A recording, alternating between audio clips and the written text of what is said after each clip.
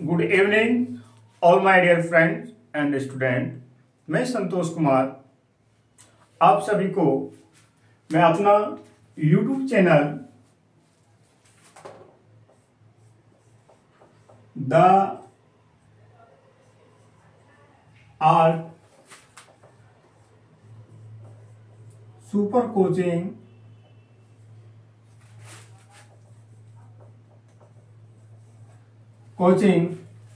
मैं स्वागत करता हूं। मेरा प्रयास है 2026 में जो भी स्टूडेंट क्लास 12 का एग्जाम देने जा रहे हैं, या तो वो साइंस हो, कॉमर्स हो, आर्ट्स हो, दोनों को हिंदी और इंग्लिश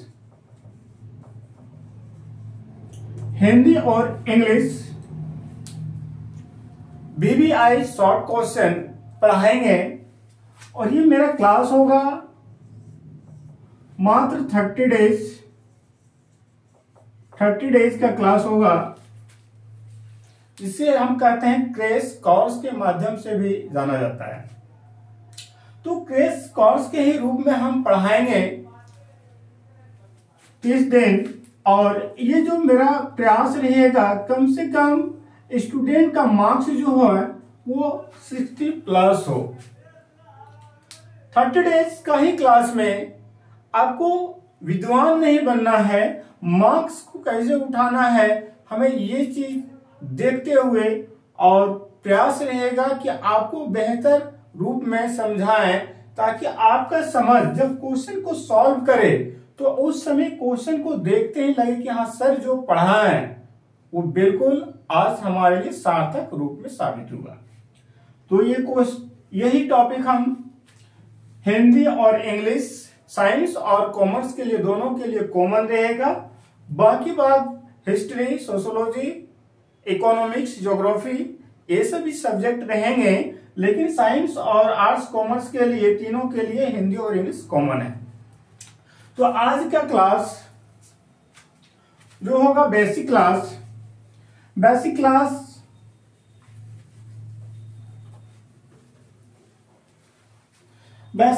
में जानना जरूरी है। सबसे पहले बेसिक क्लास देखिए होता क्या है। मान लिया जाए अगर हम बातचीत करते हैं किसी से, कोई वाक्य बनाते हैं या तो कुछ लिखते हैं, तो कुछ लिखने के लिए, कुछ बोलने के लिए हमारे पास 3 चीजों की जरूरत होता है, जैसे सब्जेक्ट, वर्ब और अदर वर्ड। ये तीनों की अगर जानकारी है तो किसी भी वाक्य को हम लिख सकते हैं, बोल सकते हैं और बना सकते हैं। तो सबसे पहले आता है कि सब्जेक्ट होता क्या है। तो सब्जेक्ट को जानने के लिए सबसे पहले हमें पर्सन की जानकारी होना चाहिए। किसकी जानकारी होना चाहिए? पर्सन। सब्जेक्ट कौन होता है? तो सब्जेक्ट पर्सन। पर्सन को ही हम सब्जेक्ट बोलते हैं। और पर्सन पढ़ना है। पर्सन मीन्स क्या है? पर्सन पुरुष। पर्सन का हिंदी पुरुष। पर्सन को कितने भागों में बांटा गया है? तो पर्सन को 3 भागों में डिवाइड किया गया है। फर्स्ट पर्सन, सेकेंड पर्सन और थर्ड पर्सन।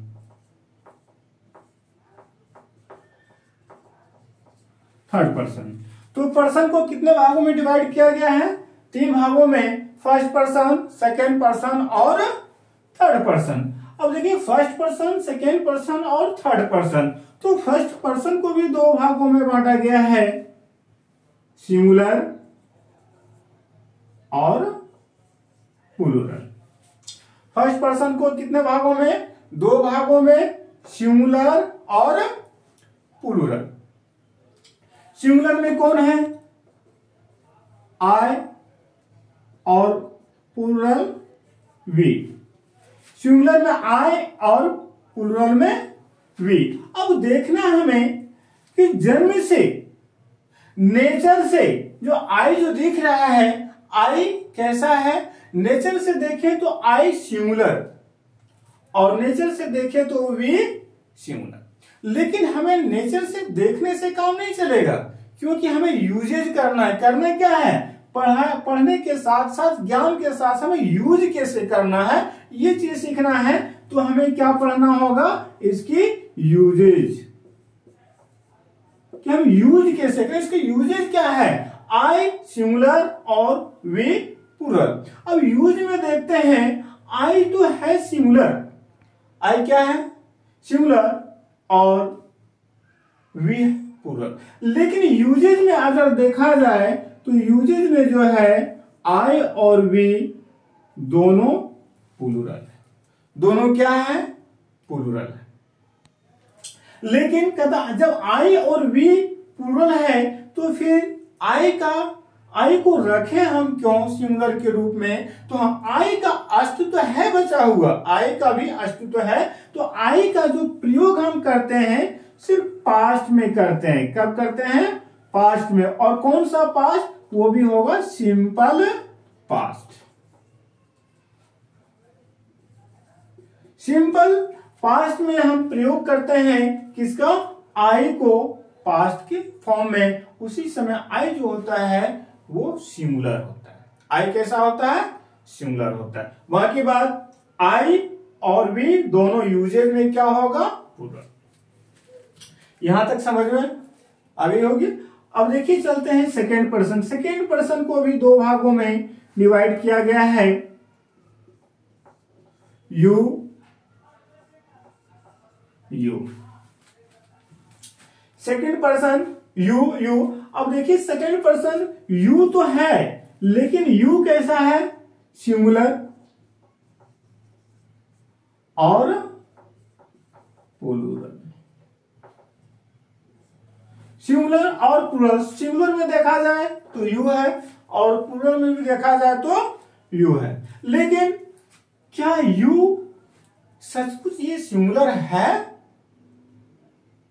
तो हम इसे पढ़ेंगे किस रूप में? हमें प्रैक्टिकल व्यवहारिक देखना है, यूजेज देखना है कि हम इसको व्यवहारिक रूप में इसको कैसे प्रयोग करते हैं।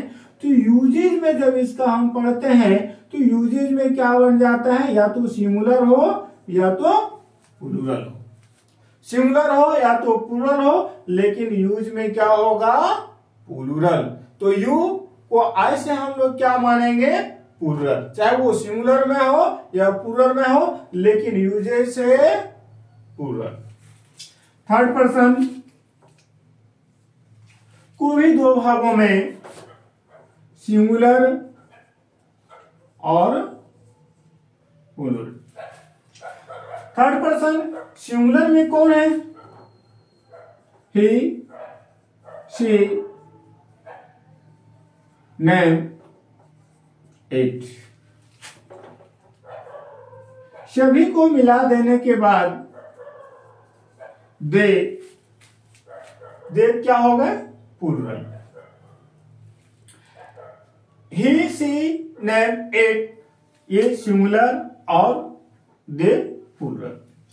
अब थोड़ा सा एक व्यवहारिक रूप से समझते हैं।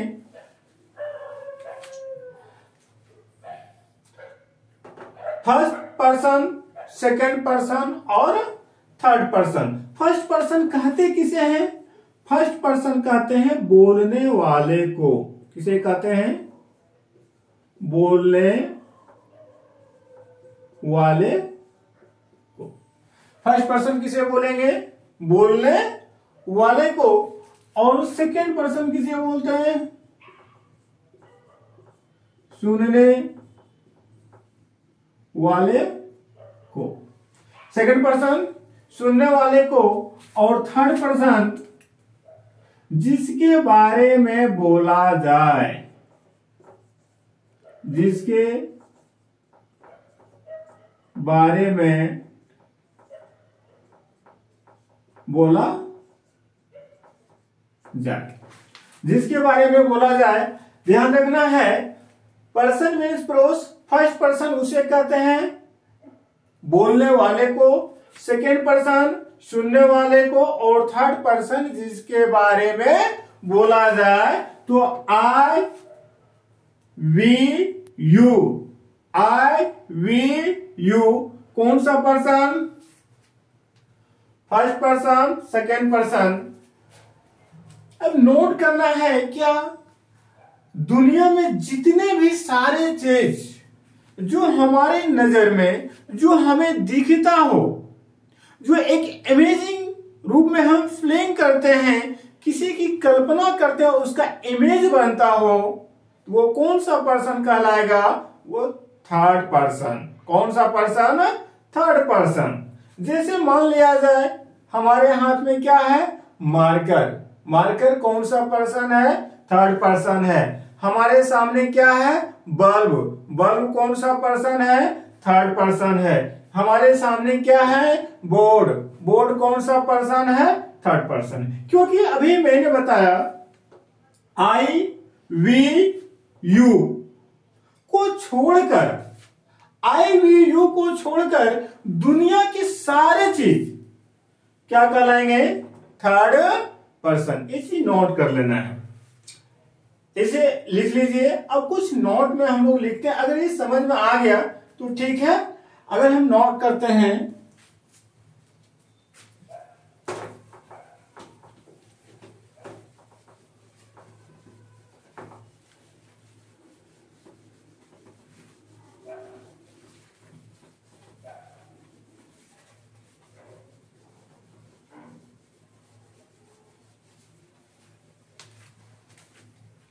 कुछ पॉइंट्स को नोट कर लेते हैं।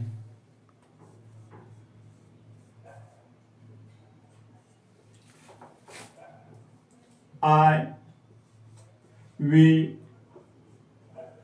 यू को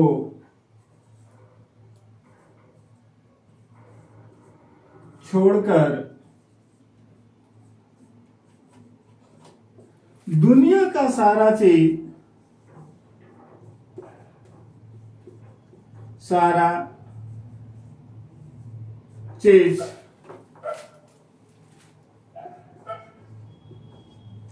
थर्ड पर्सन कहलाता है। क्या है? आई वी यू को छोड़कर दुनिया का सारा चीज थर्ड पर्सन कहलाता है। फिर से नोट किया जाए,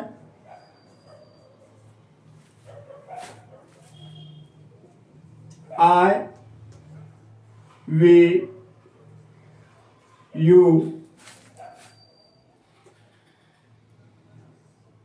और दे को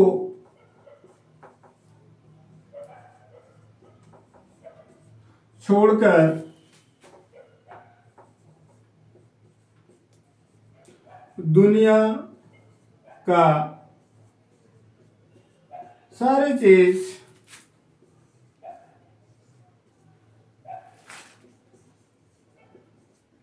third person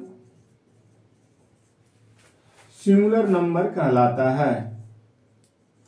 third person singular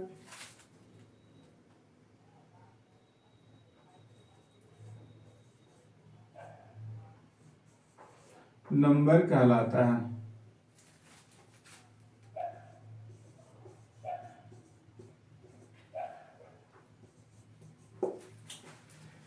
I we you they को छोड़कर दुनिया का सारा चीज क्या? थर्ड पर्सन कहलाता है। नोट, आई वी यू और दे को छोड़कर दुनिया का सारे चीज थर्ड पर्सन कैसा? सिंगुलर नंबर कहलाता है। ये चीज हमेशा ध्यान रखना। देखिए ये बहुत बड़ा काम करेगा आपको एग्जाम हॉल में। अगर ये याद रखे, आई वी यू को छोड़कर दुनिया का सारा चीज कौन सा person? Third person. I we you और दे को छोड़कर दुनिया का सारा चीज थर्ड पर्सन सिंगुलर नंबर। अभी जस्ट आगे बढ़ते हैं, उसके बाद समझ में आएगा कि इसकी खूबियां क्या है। और अगर ये याद रखते हैं तो एग्जाम हॉल में बहुत बड़ा सपोर्ट करेगा ये।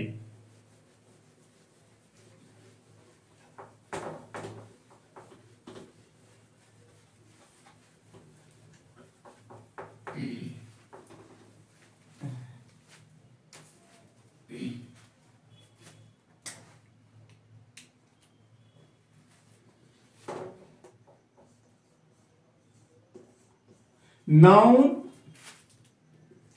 और वर्ब। नाउन और वर्ब आप लोग देखे होंगे, नाउन को पढ़े होंगे कि नाउन का जन्म, सबसे पहले हम जन्म पढ़ते हैं। नाउन का जन्म किस रूप में हुआ है? नाउन का जन्म सिंगुलर में हुआ है। नाउन का जन्म सिंगुलर।